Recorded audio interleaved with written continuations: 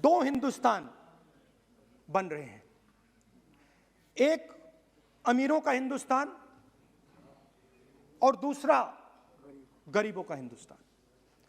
और इन दो हिंदुस्तानों के बीच में खाई बढ़ती जा रही है। आपने अभी देखा होगा, अभी दो स्पीकर्स ने बात की, मगर आपने यह नहीं कहा कि रोजगार ढूंढने के लिए उत्तर प्रदेश में, बिहार में रेलवे की नौकरी के लिए वहां पे युवाओं ने क्या किया और क्या हुआ, इसके बारे में आपने नहीं बोला। गरीब हिंदुस्तान के पास आज रोजगार नहीं है। प्रेसिडेंशियल एड्रेस में बेरोजगारी के बारे में एक शब्द नहीं था। और पूरे हिंदुस्तान में आज हिंदुस्तान का युवा रोजगार ढूंढ रहा है। हर स्टेट में, उत्तर प्रदेश, बिहार, सब जगह हिंदुस्तान का युवा एक ही चीज मांग रहा है, रोजगार हमें दे दो।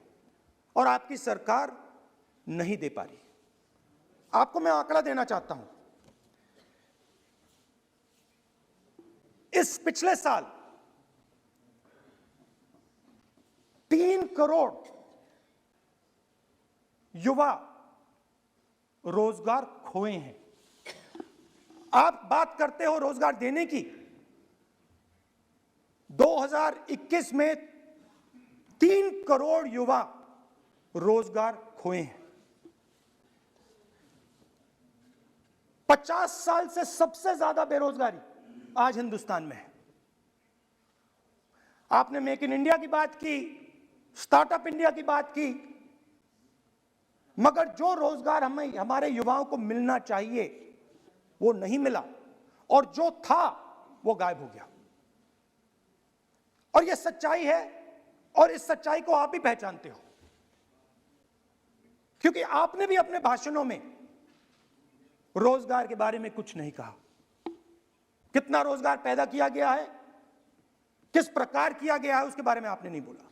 और आप बोल भी नहीं पाएंगे, क्योंकि अगर आप बोलेंगे तो हिंदुस्तान का युवा आपकी ओर देख के कहेगा कि ये मजाक कर रहे हैं। तो ये स्थिति पैदा कैसे हुई? ये दो हिंदुस्तान पैदा कैसे हुए?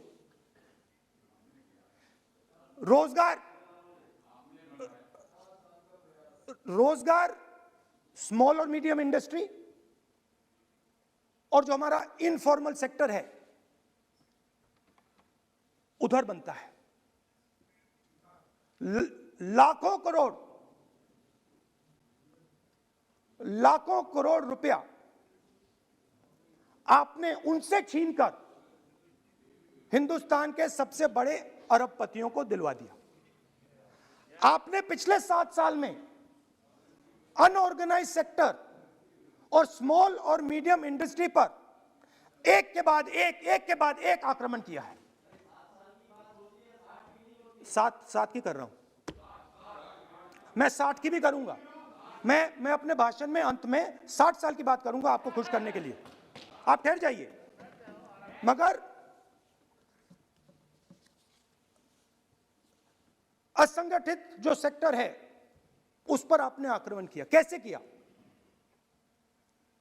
नोटबंदी, गलत जीएसटी और कोरोना के समय जो सपोर्ट उनको देना था आपने नहीं दिया। नतीजा क्या हुआ? नतीजा यह हुआ कि आज 84% हिंदुस्तान के लोगों की आमदनी घटी है और वो तेजी से गरीबी की ओर बढ़ रहे हैं। यूपीए की सरकार ने, आपने पूछा 60 साल की बात आपने कही, यूपीए की सरकार ने 23 करोड़ लोगों को गरीबी से निकाला था 10 साल में। हमारा आंकड़ा नहीं है, हमारा आंकड़ा नहीं है, हमारा आंकड़ा नहीं है। सब जानते हैं। आप हंसिए, हमारा आंकड़ा नहीं है, यह सच्चा आंकड़ा है। 27 करोड़ लोगों को हमने गरीबी से निकाला था और 23 करोड़ लोगों को आपने गरीबी में वापस डाल दिया। Same same same.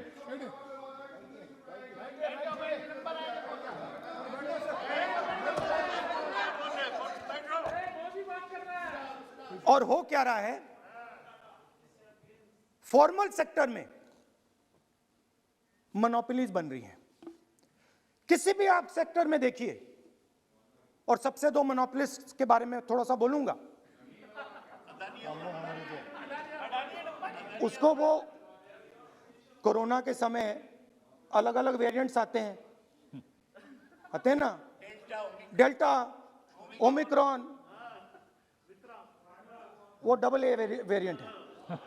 और वो पूरा का पूरा हिंदुस्तान की जो अर्थव्यवस्था है उसके अंदर फैल रहा है। आपने बात उठाई तो मैं उसके बारे में पहले बोल देता हूं। एक व्यक्ति को, नाम नहीं लूंगा, एक व्यक्ति को हिंदुस्तान के सब पोर्ट्स,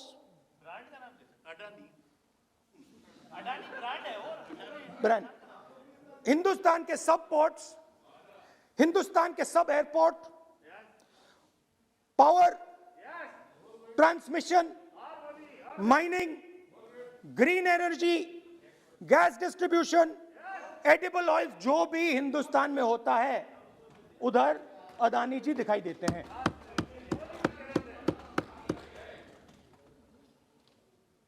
और दूसरी side Ambani ji petrochemicals, telecom, retail, e commerce में मोनोपोलियां। तो पूरा का पूरा धन जो है चुने हुए लोगों के हाथ में जा रहा है। और आपने जो असंगठित सेक्टर को खत्म किया, देखिए, अगर आप इनफॉर्मल सेक्टर को खत्म कर देते, आपने असंगठित सेक्टर को खत्म कर दिया, नोटबंदी, जीएसटी, कोरोना, सारे के सारे जो स्मॉल और मीडियम बिजनेसेस हैं उनको आपने बंद कर दिया। बोलने दीजिए, सारे के सारे जो स्मॉल एंड मीडियम इंडस्ट्री है आपने उसको खत्म कर दिया, नष्ट कर दिया। अगर आप उनकी मदद करते, उनको सपोर्ट देते, तो फिर मैन्युफैक्चरिंग सेक्टर तैयार हो सकता था। मगर जो लोग आपका मैन्युफैक्चरिंग सेक्टर बना सकते थे उनको आपने खत्म कर दिया। तो आज हिंदुस्तान में आप मेड इन इंडिया की बात करते रहते हो। मेड इन इंडिया हो ही नहीं सकता। आज बात खत्म हो गई है, क्योंकि मेड इन इंडिया वाले हैं कौन? मेड इन इंडिया वाले स्मॉल मीडियम वाले हैं, उनको आपने खत्म कर दिया। मेड इन इंडिया वाले कौन हैं? असंगठित लोग हैं, उनको आपने खत्म कर दिया, हटा दिया, परे कर दिया। मेड इन इंडिया नहीं होने वाला है। अरे भाई, मेड इन इंडिया करने के लिए स्मॉल और मीडियम इंडस्ट्री को ही बड़ा करना पड़ेगा। बिना स्मॉल और मीडियम इंडस्ट्री को सपोर्ट दिए मेड इन इंडिया हो ही नहीं सकता है।